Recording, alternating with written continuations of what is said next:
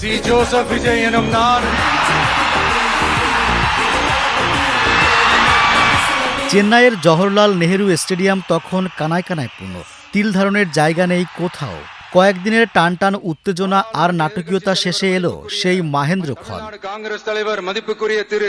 ঠিক সিনেমার মহরতের মতোই মঞ্চে থালাপতি বিজয়ের আবির্ভাব। মুহুর্মুহু করতালিতে মুখর চারপাশ। এরপর শুরু হলো সেই ঐতিহাসিক শপথ পাঠ।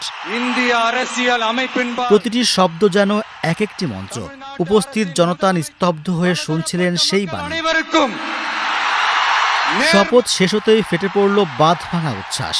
আকাশ বাতাস প্রকম্পিত হলো গগনবিদারী চিৎকারে। এক নতুন ইতিহাসের সাক্ষী হলো গোটা শহর। শুরু হলো নতুন পথ চলা। 10 মে তাকে শপথ বাক্য পাঠ করান তামিলনাড়ুর রাজ্যপাল রাজেন্দ্র বিশ্বনাথ আর্লেকার। তিনি নবনিযুক্ত মুখ্যমন্ত্রীকে পদ ও গোপনীয়তার শপথ পাঠ করান।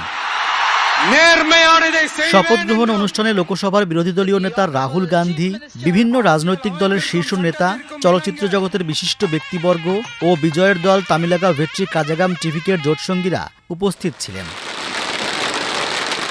গত 4 মে তামিলনাড়ু বিধানসভা নির্বাচনের ফলাফল ঘোষণা করা হয়।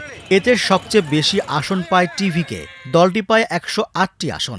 এর মধ্যে 51 বছরের বিজয় জিতেছেন 2টি আসনে। 234 আসনের বিধানসভায় সরকার গঠনের জন্য প্রয়োজন ছিল 118টি আসন।